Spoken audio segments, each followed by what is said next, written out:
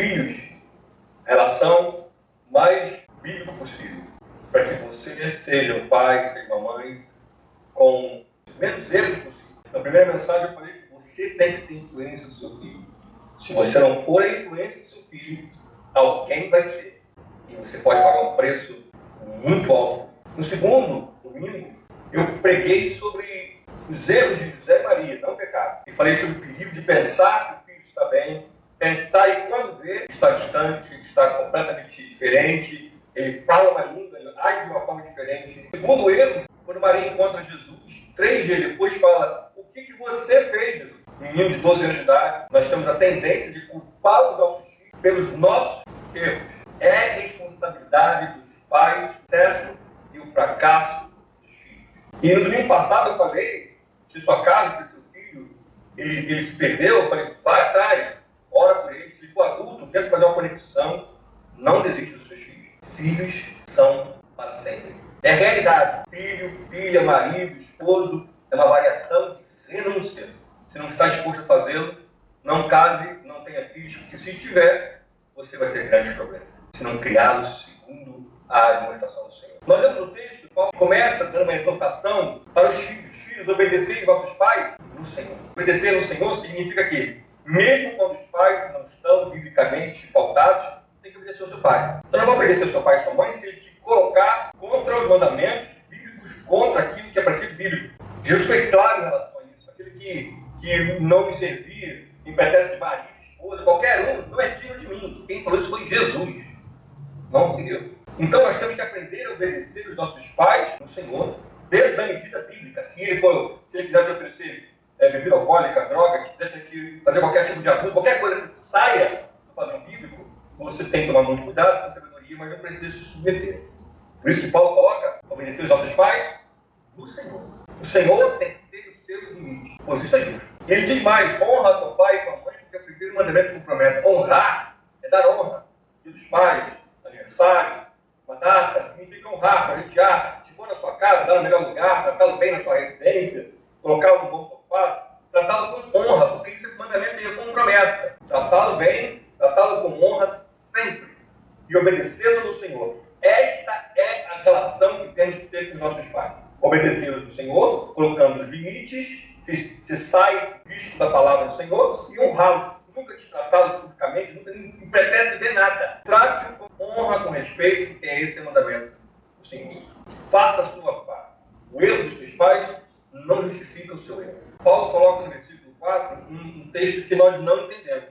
Ele fala: e vós, pais, não provoqueis vossos filhos a ira, mas criai-os na disciplina e na administração do Senhor. Então, antes de mais nada, seus filhos eles vão te obedecer se você criá-los na disciplina e na administração do Senhor. Se você criar o seu filho dessa maneira, disciplina e administração do Senhor, dentro de um padrão bíblico, você vai ter filhos. Uma geração difícil, mas eles vão te obedecer. Eles vão te ouvir. Você vai ser referência. Se você não criar o seu filho na presença do Senhor, sendo o modelo do seu filho, você terá muita dificuldade. Tenho 2 filhos homens. Se eles não verem em mim como pai deles influência e forte influência, eles não vão me obedecer. Nessa geração, não vão me obedecer. Antigamente nós obedecíamos até calados quando nossos pais erravam. Hoje em dia não mais. Os jovens falam, reclamam, peitam. Então, se você não ensinar o seu filho na administração, na disciplina do Senhor, você vai ter muita dificuldade. E eu falo isso com você com pesar, eu não falo isso com alegria.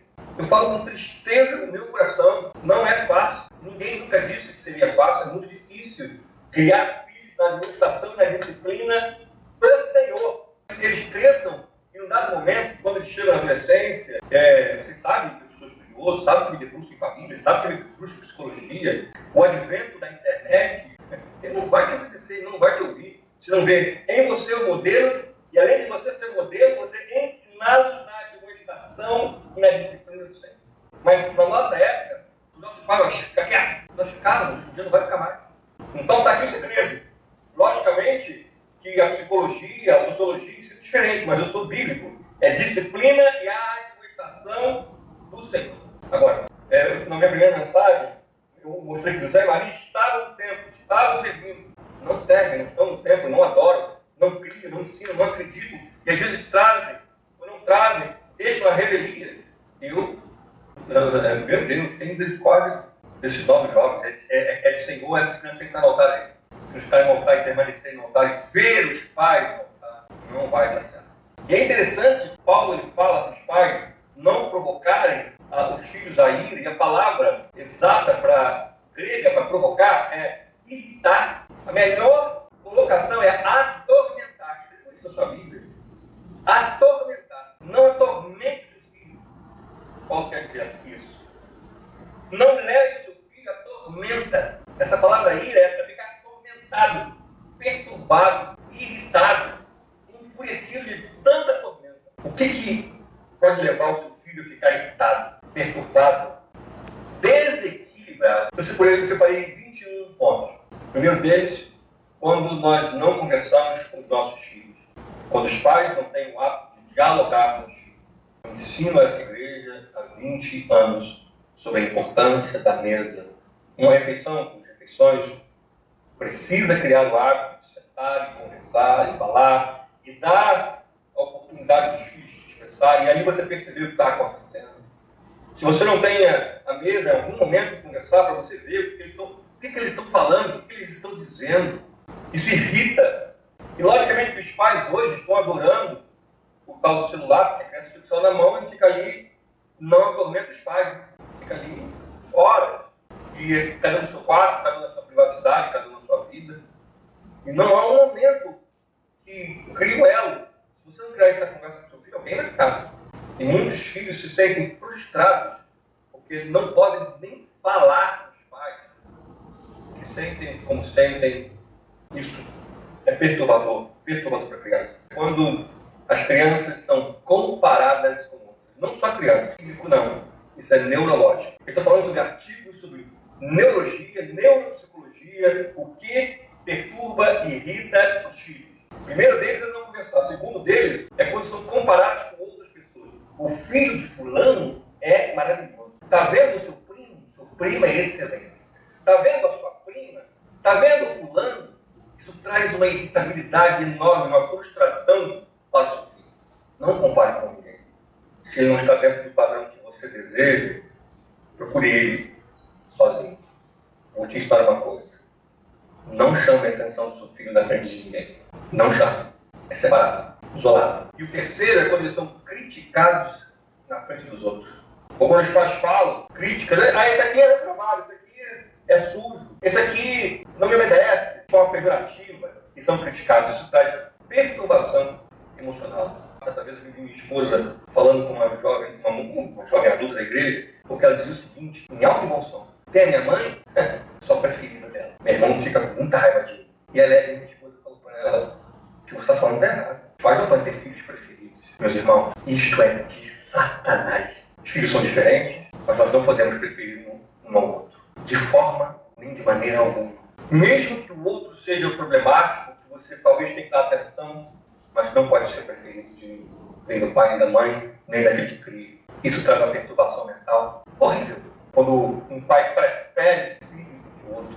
Ou quando a mãe prefere o pai, outro homem. Ou quando prefere animais, uma casa. Quando os filhos não são valorizados da medida que são. Eu escuto no meu ministério, meu pai tem um carro, ama aquele carro mais do que a gente. Tem um cachorro, ama os cachorros mais do que a gente. Tem uma fazenda, quando o filho olha que a mãe ama, meu Deus, coisa pavorosa. E repito, isso é estudo psicológico, neurológico, como o cérebro da criança, do filho, reage a esses sentimentos, a essa tortura. O quinto, quando são abusados por outros adultos, os pais não fazem nada. Esse abuso ele é degradê. Tanto o abuso sexual, o abuso verbal, o abuso de abandono, qualquer tipo de abuso. Porque lembra que eu falei na semana passada? A função dos pais é oferecer proteção. O filho precisa se sentir protegido. O filho precisa se sentir guardado. Os pais responsáveis precisam ser o porto seguro. E quando o filho é abusado, a filha é abusada, alguém diz uma frase, alguém maltrata, alguém distrata. Maltratar e distratar são coisas diferentes. Maltratar pode ser algo mais veemente. E distratar é ser distratado. sagrado, mas emocionalmente é horrível. E o filho olha a mãe, olha o pai, que deveria defendê-lo, e mesmo assim não faz. Os filhos vão à ira quando veem seus pais em vergonha sexual, moral ou embriaguez. Isso traz uma irritabilidade tremenda. Lembrando que eu preciso ressaltar os filhos e os pais neurologicamente no centro do sagrado, na mesma caixa de Deus. Deus, a mãe, pai, e viu o pai, a mãe, uma postura sexual, promíscua, imoral, conversa, atitudes, olhares, ou embriaguez, ou qualquer estado de vergonha pública, moral, traz uma irritabilidade, uma vergonha terrível. Quando os pais usam de palavras pejorativas e depressivas. Você está gorda, você é feia, você não vai conseguir, você é incapaz. Isso é um estupro mental. O pai não pode nunca dizer palavras pejorativas para os seus filhos. Ele perdeu, está fora do padrão. Todo mundo pode tacar pedra, pode falar mal, pode rir. O pai e a mãe precisam abraçá-los. Os filhos ficam decepcionados quando os seus interesses não são honrados pelos pais. Às vezes ele é bailarina, ele é músico, ele é pintor, ele é escritor, ele é orador. E os pais queriam que ele fosse tenente da aeronáutica, mergulhador das forças aéreas, da NASA. E o filho quer ser um artista. Os interesses deles não são...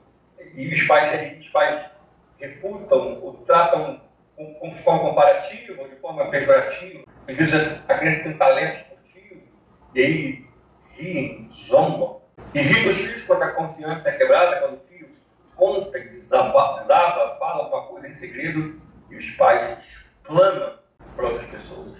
Irrita os filhos e leva eles à ira quando vê os pais sendo amigos, amigáveis, com todo mundo na rua, mas dentro de casa é um carrasco.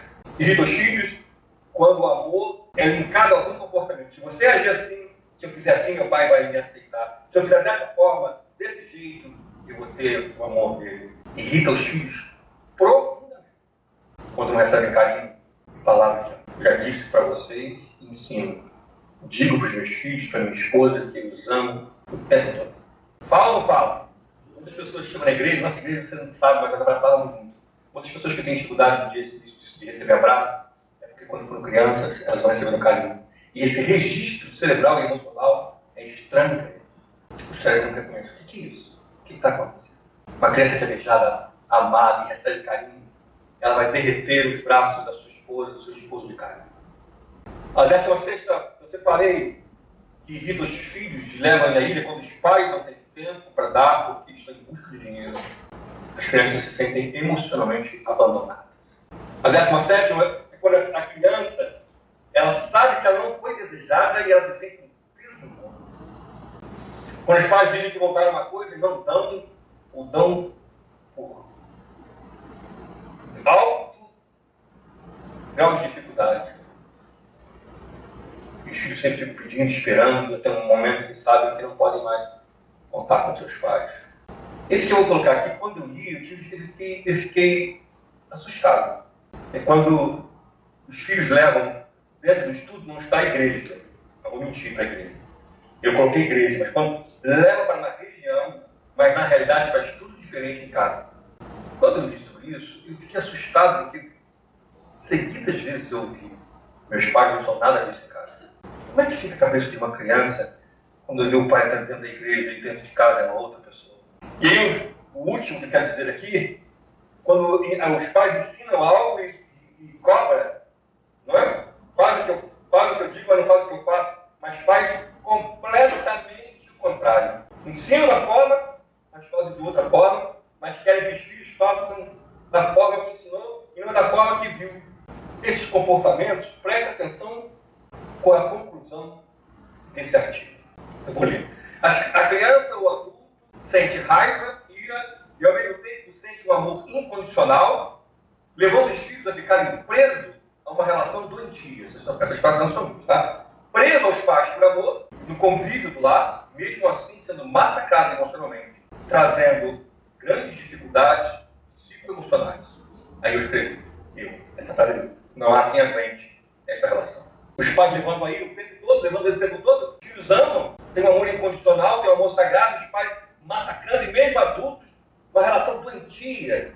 E os pais querendo a honra, a obediência, querendo que o façam da forma que eles querem, os filhos se sentindo completamente desprotegidos, ofendidos, largados, humilhados, massacrados, extremamente irritados. Como essa criança vai crescer? Adultos desajustados, que se casam com adultos desajustados, que têm filhos desajustados, levam a igreja. Mas você tem a oportunidade de fazer da forma certa. O seu filho precisa ser educado na disciplina e na admoestação.